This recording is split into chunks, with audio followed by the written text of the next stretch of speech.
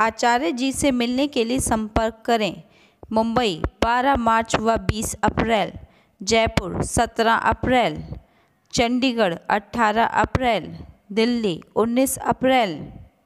इसके अतिरिक्त telephone appointment भी उपलब्ध हैं। 09529020222। मेरे बहुत ही प्रिय, मेरे दिल के करीब और बहुत ही सम्मानित साथियों, बहुत बहुत अभिनंदन, हृदय से स्वागत। साथियों, एक बहुत विचित्र सी स्थिति कई लोगों के साथ में उत्पन्न हो जाती है। उस स्थिति में होता यह है कि व्यक्ति को पूरी दुनिया से, जहाँ पर वो कार्य कर रहा होता है, समाज के स्तर पर, मित्रों के स्तर पर बहुत सम्मान, बहुत प्रतिष्ठा प्राप्त होती है, परंतु स्वयं के ही घर में दो व्यक्तियों से, खास तौर पर अपनी संतान से और अपने जीवन साथी से अपमान और अनादर के अलावा कुछ भी नहीं मिलता। ऐसी स्थिति कब निर्मित होती है, क्यों निर्मित होती है और उसका निदान क्या है, इस चुनौतीपूर्ण विषय पर आज हम चर्चा करेंगे और इसका बहुत ही आसान और बहुत ही सटीक उपाय मैं आपको बतलाऊंगा। इस पर चर्चा करें इससे पहले एक बेहद ज़रूरी सूचना कि हम हमारे प्रत्येक एपिसोड के अंत में किसी न किसी जातक के प्रश्न का उत्तर देते हैं, जो कि हमें कमेंट के माध्यम से आप लोगों के ही द्वारा प्राप्त हुए हैं। तो आप अंत तक हमारे साथ में अवश्य बने रहिए। साथियों, आप चाहे स्त्री हों या पुरुष हों, यदि आपको आपकी संतान या आपका जीवन साथी, जिसके लिए आपने पूरा जीवन एक प्रकार से समर्पित करके रख दिया, अपनी खुशियों को तिलांजलि दी, पहले उनके बारे में सोचा, अगर वो कुछ ऐसे शब्दों के इस्तेमाल करते हैं कि आपको पता ही क्या है, आप तो रहने दीजिए, आपको कुछ आता नहीं है, आपने हमारे लिए किया ही क्या है, तो दिल को बहुत गहरी चोट पहुंचती है और चोट से ज्यादा पहुंचता है सदमा। मैं यहां पर उनका नाम तो नहीं लूंगा, परंतु एक बहुत प्रतिष्ठित व्यक्ति, जिनको एक ही दिन में सुबह राज्य सरकार के द्वारा बहुत बड़ा सम्मान दिया जाता है और उसी दिन संध्या काल में अपनी स्त्री और बच्चों से उन्हें अनादर का सामना करना पड़ता है। ऐसा आखिर क्यों हुआ? इतने उच्च पद पर रहने के कारण ये दोनों स्थितियां एक साथ में होती हैं। उसका कारण कहीं ना कहीं सूर्य होता है। और अब तो उनके दिल में एक प्रकार से इतना डर बैठ गया है कि कब पता नहीं मेरी संतान या जीवन साथी जो है वो मुझे अपमान के घूंट पीने को मजबूर कर दे।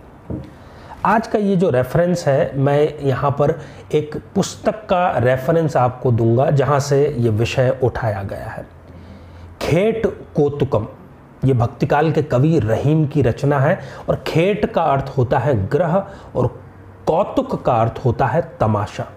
ये सारा ग्रहों का तमाशा ही तो है। एक तरफ आपको प्रतिष्ठा के शीर्ष पर लेकर के जा रहा है और दूसरी तरफ आपको अनादर के रसातल में लेकर के जा रहा है। क्या कारण है इसका?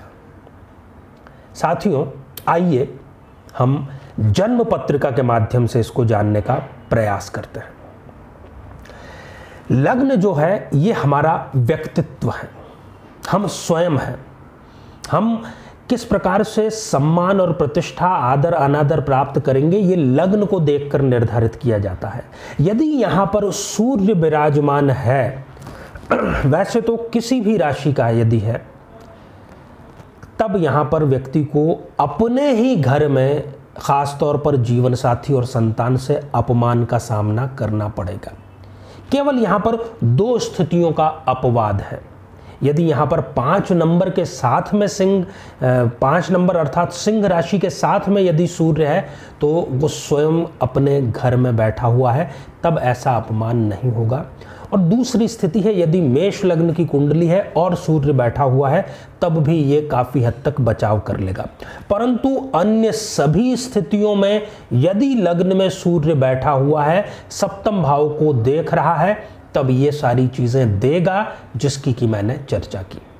चिंता का विषय आपके लिए अब ये रह नहीं गया है, क्योंकि आपके लिए मैं लेकर के आया हूं एक विलक्षण उपाय।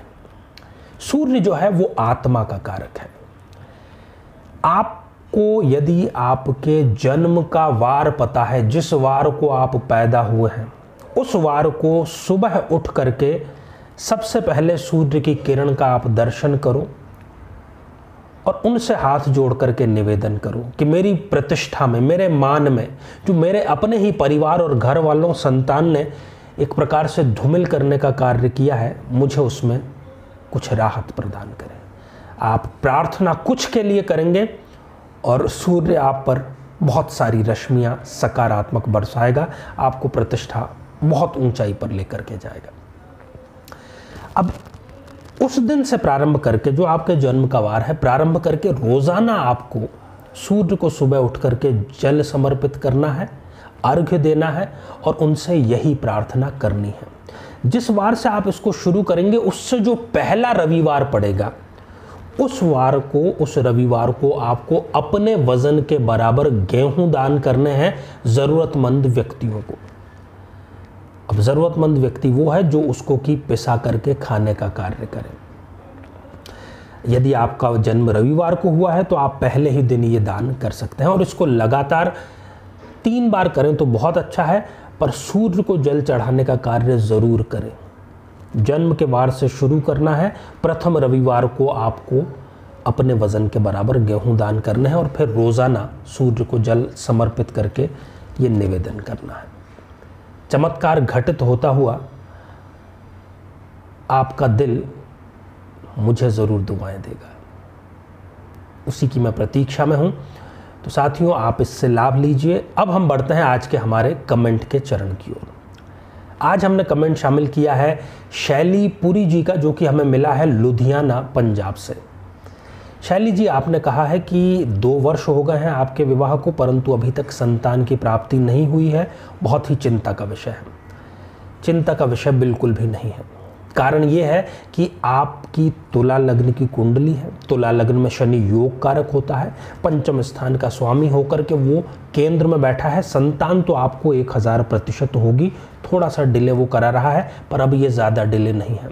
गुरु की आपको महादशा चल रही है। गुरु स्वयं संतान का कारक है, पुत्र संतान का कारक है। 21 मार्च 2019 के बाद में आपको बहुत ही शीघ्र आप कंसीव करेंगे, गर्भ धारण करेंगे और एक स्वस्थ शिशु की आपको प्राप्ति होगी। मैं भी ईश्वर से प्रार्थना करता हूं, तब तक आप संतान गोपाल यंत्र का पाठ नियमित रूप से करें। संतान गोपाल मंत्र, यदि यंत्र मिल जाता है तो बहुत अच्छा, उसके समक्ष बैठ करके करें, नहीं तो वैसे भी आप कर सकते हैं। तो साथियों, ये था हमारा एक बहुत ही छोटा सा प्रयास। यदि आपको हमारा ये कार्यक्रम कहीं ना कहीं बेहतर जीवन की ओर ले जाने वाला लग रहा है तो हमारे इस चैनल को सब्सक्राइब ज़रूर कीजिए और बेल आइकन ज़रूर दबाइए, ताकि नवीन कार्यक्रमों की तुरंत आपको सूचना मिलती रहे। आप सभी स्वस्थ, समृद्ध और शांतिपूर्वक जीवन व्यतीत करें। नमस्कार। जीवन में किसी समस्या का सामना कर रहे हैं, जैसे कि शादी में देरी होना, पति पत्नी में मनमुटाव या तलाक तक की नौबत आ जाना, संतान का प्राप्त न हो पाना, नौकरी या धन प्राप्ति में बाधा आना, जीवन के प्रत्येक क्षेत्र में किसी न किसी प्रकार की बाधा आना, तो आज ही अपनी जन्म पत्रिका का संपूर्ण विश्लेषण करवाएं और पाएं समस्या से सदैव के लिए मुक्ति।